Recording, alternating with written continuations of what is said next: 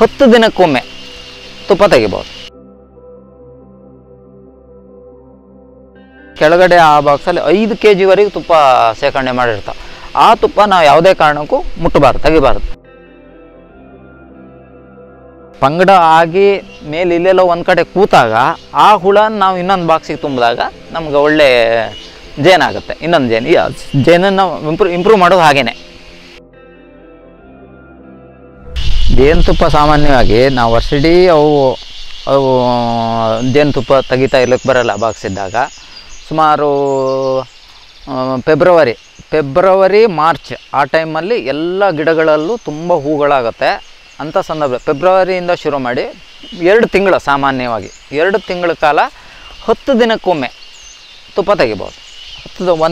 ಒಂದು ಬಾಕ್ಸಲ್ಲಿ ಒಂದು ಬಾಕ್ಸಲ್ಲಿ 2 ಅಥವಾ 3 ಸೂಪರ್ಗಳಿದ್ದರೆ ಪ್ರತಿ 10 ದಿನಕ್ಕೊಮ್ಮೆ ಒಂದು ಸಲ ತುಪ್ಪ ತೆಗಿಬೋದು. ಅಂದರೆ ಆ 1.5 2 ತಿಂಗಳ ಗ್ಯಾಪ್ ಮಾತ್ರ, ಆ ಟೈಮಲ್ಲಿ ಮಾತ್ರ ತುಪ್ಪ ತೆಗಿತಾ ಇರ್ಬೋದು. ಆಮೇಲೆ ಆದಮೇಲೆ ಸುಮಾರು ಮಾರ್ಚ್ ಲಾಸ್ಟಲ್ಲಿ ತುಪ್ಪ ಇನ್ನು ತೆಗಿಯೋಕ್ಕೆ ಬರೋಲ್ಲ. ಆವಾಗ ಮಳೆ ಹೊತ್ತಕ್ಕೆ ಬರುತ್ತೆ, ಆವಾಗ ಹೂವೆಲ್ಲ ಮುಗ್ದೇ ಹೋಗಿರುತ್ತಲ್ವ, ಆವಾಗ ತುಪ್ಪ ತೆಗಿಯೋಕ್ಕೆ ಬರೋಲ್ಲ. ನಾವು ಈ ಕೆಳಗೆ ಸಂಸಾರ ಕೋಣೆಯಲ್ಲಿ ಫುಲ್ಲು ತುಪ್ಪ ಶೇಖರಣೆ ಮಾಡಿರ್ತಾವೆ. ಅವಾಗ ಯಾವುದೇ ಕಾರಣಕ್ಕೂ ಮೊಟ್ಟೆ ಇರೋದಿಲ್ಲ, ಬರೇ ತುಪ್ಪ. ಹೆಚ್ಚು ಕಮ್ಮಿಯಿಂದ ಕೆಳಗಡೆ ಆ ಬಾಕ್ಸಲ್ಲಿ 5 kg ವರೆಗೂ ತುಪ್ಪ ಶೇಖರಣೆ ಮಾಡಿರ್ತಾವೆ. ಆ ತುಪ್ಪ ನಾವು ಯಾವುದೇ ಕಾರಣಕ್ಕೂ ಮುಟ್ಟಬಾರ್ದು, ತೆಗಿಬಾರ್ದು. ಅದು ಯಾಕಂದರೆ ಮಳೆಗಾಲ ಸುಮಾರು ಒಂದು 5 ತಿಂಗಳ ಕಾಲ ಅವಕ್ಕೆ ತಿನ್ನಲಿಕ್ಕೆ ಏನೂ ಇರೋದಿಲ್ಲ. ಅದರಲ್ಲಿರೋ ತುಪ್ಪನೇ ಕುಡಿದ್ಕೊಂಡು ಅವು ಜೀವನ ಮಾಡ್ತಾವೆ. ಇನ್ನು ಒಂದು ಪಕ್ಷ ಕಮ್ಮಿ ಆಯ್ತು ಅಂದಾಗ ನಾವು ಅಂದರೆ ಲಾಸ್ಟಲ್ಲಿ ಏನಾದ್ರು ನಾವು ಬಾಕ್ಸಿಗೆ ಏನಾದ್ರು ಹುಳನ್ನು ತುಂಬಿದಾಗ ಅಲ್ಲೂ ಫುಲ್ ಇರೋದಿಲ್ಲ. ಅಂಥ ಸಂದರ್ಭದಲ್ಲಿ ನಾವು ಅವಕ್ಕೆ ಇದು ಸಕ್ಕರೆ ಪಾಕವನ್ನು ಕೊಡಬೇಕಾಗತ್ತೆ. ಸಕ್ಕರೆ ಪಾಕ ಅಂದರೆ ಒಂದು 10 ಚಮಚ ಸಕ್ಕರೆಗೆ ಒಂದು ಅರ್ಧ ಲೋಟ ನೀರು ಹಾಕಿಬಿಟ್ಟು, ನೀರು ಹಾಕಿ ಅದನ್ನು ಫುಲ್ಲು ಸಕ್ಕರೆನೇ ಇರಬಾರ್ದು, ಬಿಸಿ ನೀರಲ್ಲಿ ಸ್ವಲ್ಪ ಕುದಿಸಿ ತಣ್ಣಗೆ ಮಾಡಿ ಒಂದು ಅಗಲ ಪಾತ್ರೆಯಲ್ಲಿ ಇಟ್ಟು ಅದ್ರ ಮೇಲೆ ಒಂದು ಕಡ್ಡಿ ಇಟ್ಬಿಟ್ಟು, ಒಂದು ಸಣ್ಣದೊಂದು ಚಕ್ಕೆ ಟೈಪ್ ಕಡ್ಡಿ ಇಟ್ಬಿಟ್ಟು ಅದ್ರ ಬಾಕ್ಸ್ ತುದಿಯಲ್ಲಿ ಇಟ್ಬಿಟ್ರೆ ಅವು ಬಂದು ಎಲ್ಲ ಹೀರ್ಕೊಂಡು ಹೋಗ್ತಾವೆ. ಸುಮ್ಮನೆ ಏನಾದ್ರು ಒಂದು ಲೋಟದಲ್ಲಿ ಏನಾದ್ರು ತುಂಬಿಟ್ಬಿಟ್ರೆ ಎಲ್ಲ ಹುಳುಗಳು ಬಂದು ಅದಕ್ಕೆ ಬಿದ್ದು ಸತ್ತೋಗ್ಬಿಡ್ತಾವೆ. ಅದರಿಂದ ಆ ಥರ ಮಾಡಿ ಒಂದು ಕಡ್ಡಿ ಇಟ್ಬಿಟ್ರೆ ಅದ್ರ ಮೇಲೆ ಕೂತ್ಕೊಂಡು ಅವು ಎಲ್ಲ ಕುಡಿದು ಅಂದರೆ ಅವು ಜೀವನ ಸಾಗಿಸ್ತಾವೆ. ಈ ಬಾಕ್ಸಲ್ಲಿ ಫುಲ್ಲು ತುಪ್ಪನೇ ಇರಬೇಕಿದ್ರೆ ನಾವು ಆ ಥರ ಕೊಡೋ ಅವಶ್ಯಕತೆ ಇರೋದಿಲ್ಲ, ಅವಕ್ಕೆ ಅದೇ ಸಾಕಾಗುತ್ತೆ. ಇನ್ನು ಸುಮಾರು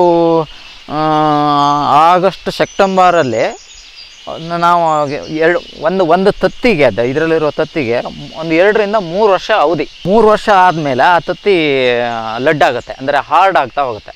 ಹಾರ್ಡ್ ಆದಮೇಲೆ ಅದರಲ್ಲಿ ಮೊಟ್ಟೆ ಇಡೋದು ಕಮ್ಮಿ ಮಾಡ್ತವೆ.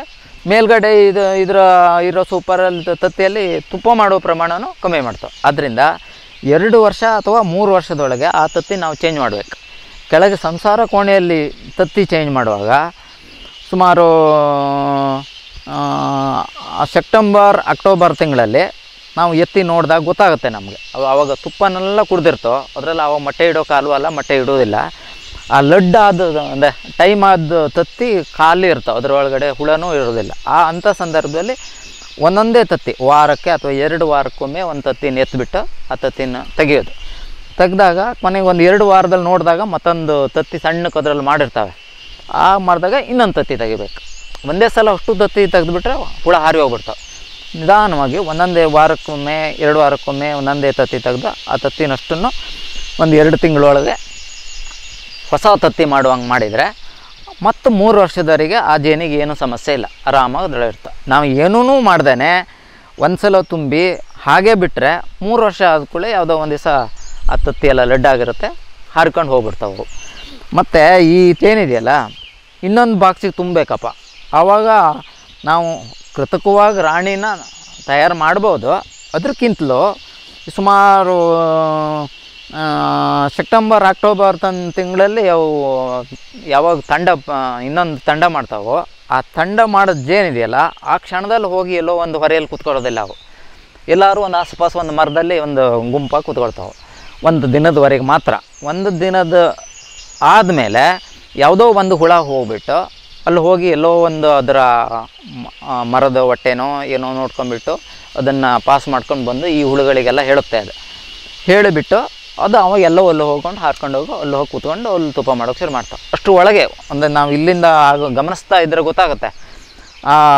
ಈ ಪೆಟ್ಕಿಂದ ಪಂಗಡ ಆಗಿ ಮೇಲೆ ಇಲ್ಲೆಲ್ಲೋ ಒಂದು ಕಡೆ ಕೂತಾಗ ಆ ಹುಳನ ನಾವು ಇನ್ನೊಂದು ಬಾಕ್ಸಿಗೆ ತುಂಬಿದಾಗ ನಮ್ಗೆ ಒಳ್ಳೆ ಜೇನಾಗುತ್ತೆ. ಇನ್ನೊಂದು ಜೇನನ್ನು ಇಂಪ್ರೂವ್ ಮಾಡೋದು ಹಾಗೇ ನಾವು ಪಂಗಡ ಮಾಡಿದಾಗ ಗಮನಿಸಿ ಆ ಪಂಗಡನ ತುಂಬಿದರೆ ಒಳ್ಳೆ ಜೇನಾಗುತ್ತೆ.